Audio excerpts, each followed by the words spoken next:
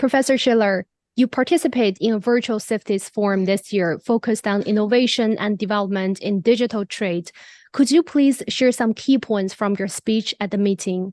Yeah, this was actually, it was a short introductory greetings address to the conference. And at that time, I actually said that digital trade is actually a significant part of digital economy. When you trade, you do it digitally, the economy is actually all involved. Mm-hmm. And when you talk about the physical aspects of the digital trade, so you bring in robotics. And it comes in manufacturing, in trading, in delivery, services. It's part of the subject of the conference, like healthcare and telemedicine, surgical robotics, rehabilitation. So basically in trading, a big part of trading is not only transferring money, but transferring goods. And when you transfer goods, and you have to make the goods, that comes into robotics. Robotics is becoming a big part of that. I know you are currently working on a few projects. Actually, in the future, your goal is to make those research become reality. Could you share with us more about that? You're perfectly right. Robotics is a wide field. So you have robotics everywhere, manufacturing at home, in the hospital, helping needy people who have some difficulties or handicap. So robotics is actually everywhere. Not yet, but it will be in the future. Now, I think that of all of those applications, the service robots, those that come close to the person, not those that stay in the manufacturing and make goods, but those who interact with the people, this will become probably the major market for robotics in the future. And that's where I personally am most interested in. And with my students, that's where I'm pushing them into. So I'm pushing them into developing products or developing ideas, solving basically problems where individual people, usually weak segments of society, they need somebody to assist them, and that somebody may not be there in the future. So that somebody may be a robot. And when you look around, you see plenty of such applications, from standing up from a chair, standing up from a bed where you cannot do it by yourself, even sitting on the toilet seat. So when you enter the toilet area and you want to sit on the toilet, you may want to do it with a robot and not with a person who sees you in a very intimate moment. So I do strongly believe that these personal robots and service robots are going to take a major part of the market. And this is what I personally am most interested in, because they will impact us personally. Not just what they will do in the industry, it will impact us on a daily basis. Well, we know Israel is renowned for its high-tech industry, and China's technology sector has seen significant improvements in recent years. So as an expert in the field with nearly a decade of working experience in China, what's your assessment of the robotics industry in our two countries? I mean, how can Israel and China enhance cooperation to complement each other and achieve greater results? It's a very good question. This is something I've been doing or engaged in the last 10 years, more accurately since 2015, when we were actually invited to China to start cooperation between Israel and an industrial park in Guangzhou. So the town Guangzhou decided to cooperate in robotics, develop an industrial park. It didn't work out as the way we planned, but we became aware of the big move of China into automation and robotics. And I've seen it at the very beginning. I just recently visited the World Robot Conference 2023 in Beijing.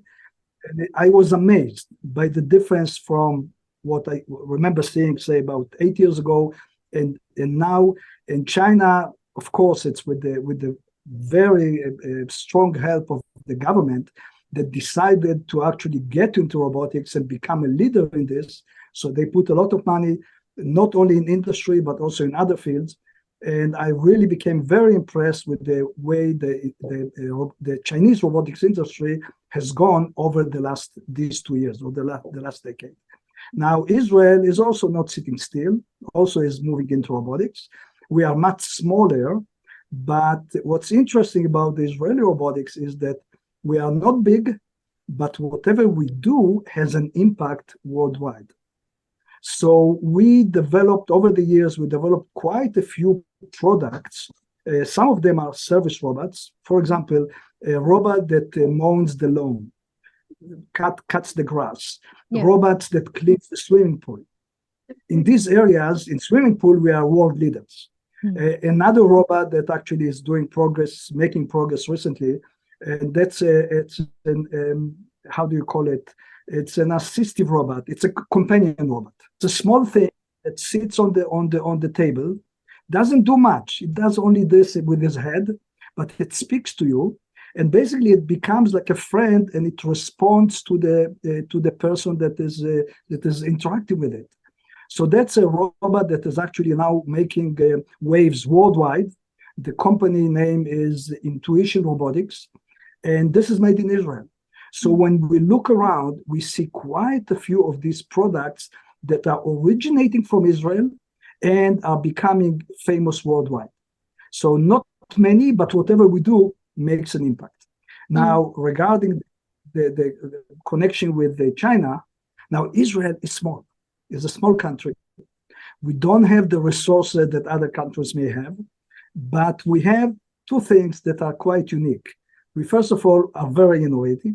We are not the only ones who are innovative. Many others are innovative too, but we somehow developed an entrepreneurial culture. So Israelis, when they get into the industry, they become very successful in creating new companies. So basically solving new problems and creating new companies around it.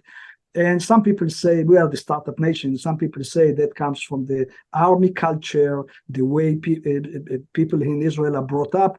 I don't know what's the right reason, but that's the end result is that many startups are created in Israel, and quite a few of them are successful, including the few examples that I just brought up. Yes. So our market is very small. We never make robots for the local market. We always make them for the global markets. And when you develop something in Israel and you are looking for the local markets, if we look, for us, it's to the east. If you look to the east and you see China, you see a huge market that hasn't been tapped yet with, say, consumer robotics.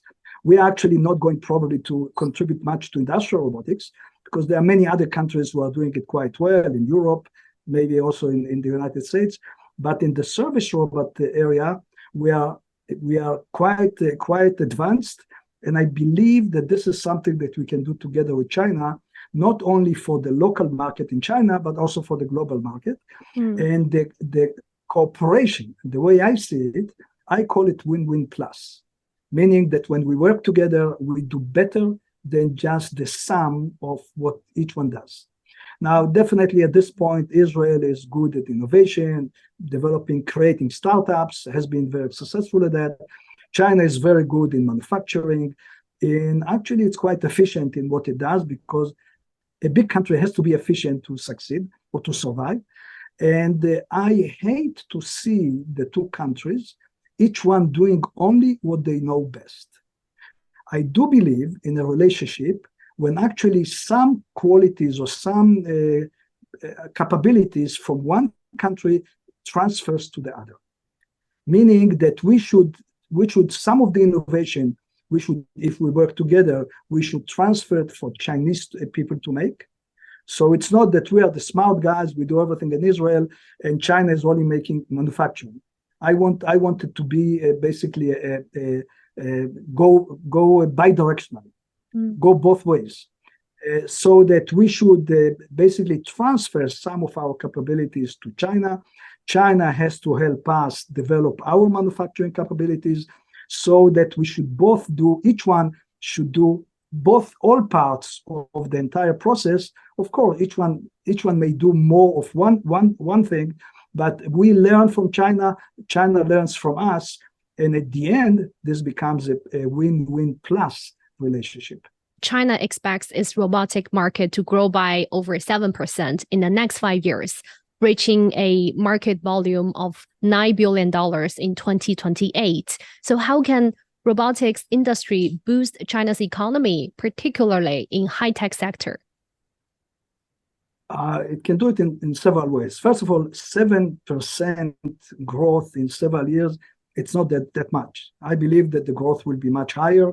In some numbers, I saw that the current growth is at the rate of 13% a year. And I made my own calculations, and I saw some other calculations saying that the world robot market may reach in not too many years something like $400 billion. And I believe that the local Chinese market will be bigger than what you predict right now. But these are speculations. I cannot vouch for that. Now, the way robotics can affect China is in several ways. First of all, it does improve its manufacturing capabilities. And it's no doubt that China became the manufacturing hub for the world. Now, recently, with the global geopolitical problems, things are kind of slowing down, but that's what was true at least 5 years ago. So China is a great manufacturer, and if you bring robotics, you manufacturing cheaper, better, and in more quantities. That's one way. Another way is that actually the robotics itself, it makes the local industry sort of high-tech. So it's more sophisticated than if you work just by hand.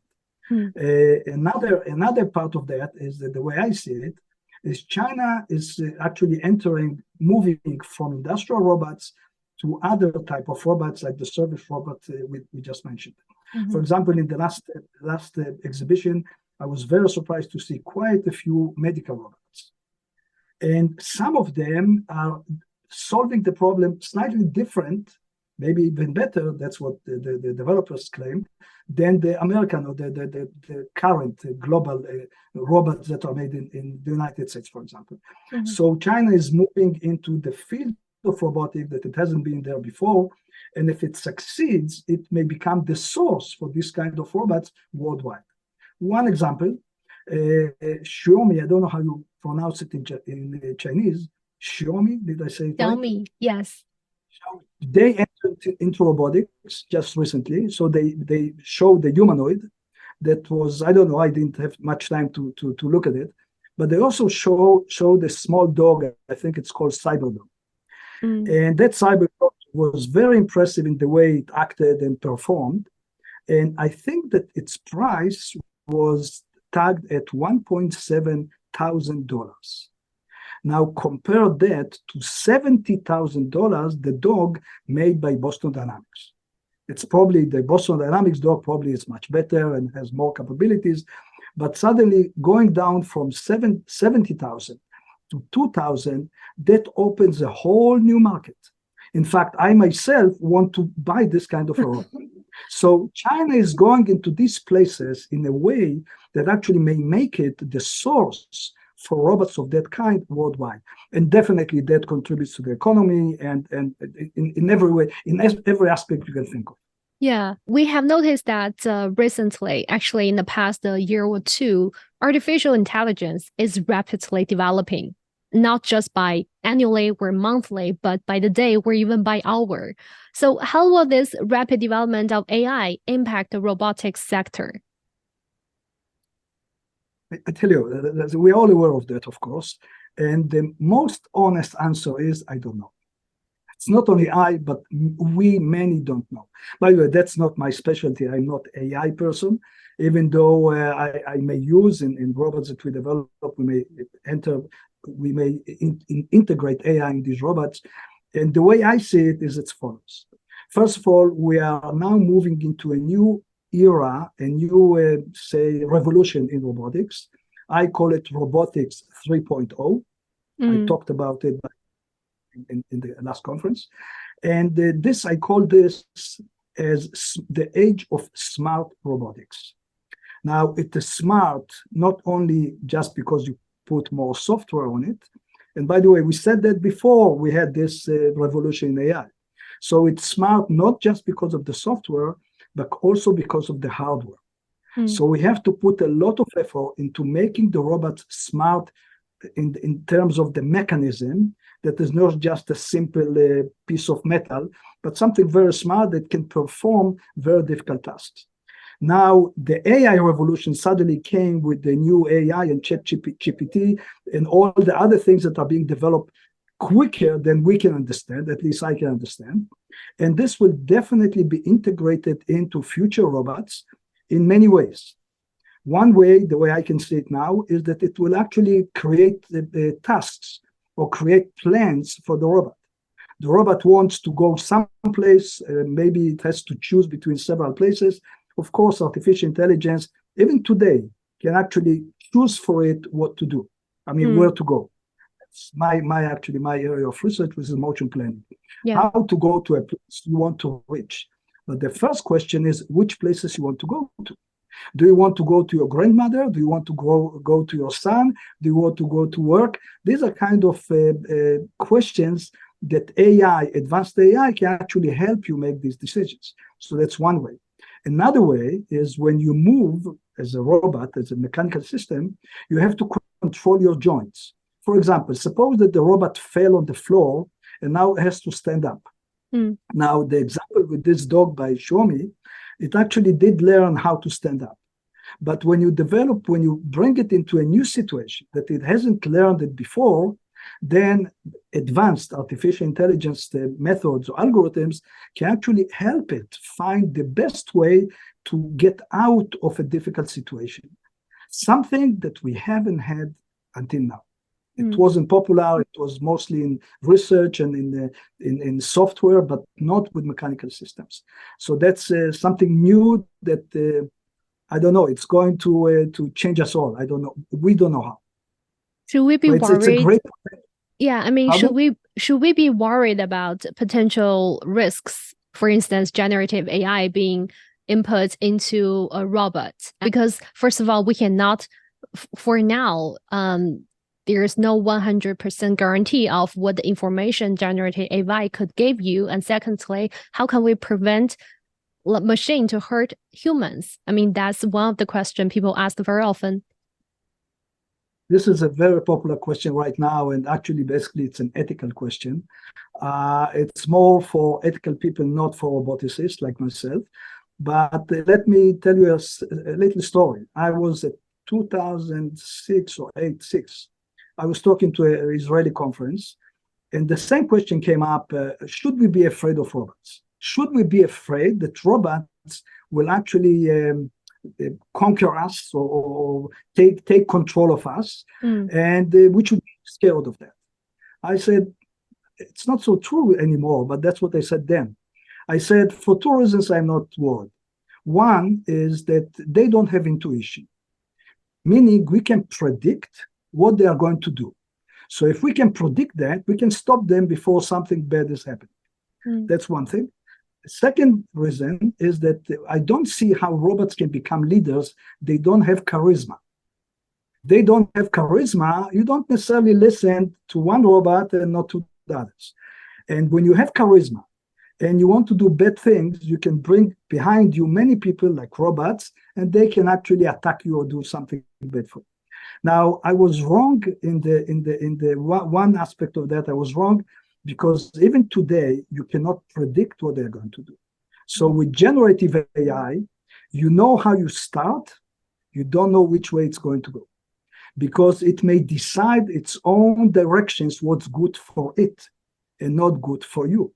Like Asimov has the 3 rules. One of them is that robots cannot hurt humans. But that's not necessarily good for robots. So robots may decide, because that's how artificial intelligence works. It tries to find the best way. Now the question is, what is best? And best, somebody has to find best. Now, if the robot has the freedom of define what's best for it, using some experiments and decide, okay, I'm doing some task faster than if I do it the other way. For example, I can walk over people and I can get faster to my destination. So that's bad for us. But for the robot, it's better because it actually reached the destination faster. So we cannot, what I said 10 years ago, it's not necessarily true. And the reality is changing, and the problem actually stays with the people who develop these programs, regulators that have to say, okay, whatever you develop, we have to test it in some way that it will not go crazy. I have no answer to that, but it's a good question. And it sounds like the power is in hands of those people who are developing these robots. And that's definitely true to the point that some of them actually decided, I think it's OpenAI, some of them, I don't remember which one, decided to stop the program, to stop the development. Because they don't know which way it's going, because it's developing so fast. And computers, they think maybe sometimes faster than humans, and huge computers can, in a few days or few months, can reach conclusions that we never thought that they're even possible. So I don't worry. I think that the world is quite stable, and reasonable people will not let this happen, and will find ways to I don't know if to hopefully slow, but to control. To have a certain mechanism to put the prevention measure in place in advance. Well, exactly, like turn off the battery, or turn off the electricity to this robot if it goes. This is the last question for you, Professor Shiller. How can we work together in a world that China wants to have a multilateral cooperation with countries around the world, but some countries in the West want to handle it differently? Right. First of all, whatever you are mentioning, it's really the result of fear and bad practice that probably they experienced. I didn't experience that bad practice. I was positive. I was trying to develop something mutual. It didn't work yet. I'm still hoping that it will work out. But you see, I see it a little bit differently. You see, we have Israel that is small. We have China that is huge. China can make things much better and faster than what we can, because we don't have the capabilities. We have some of the brain. We think openly, so we are innovators. And I think that we alone cannot survive.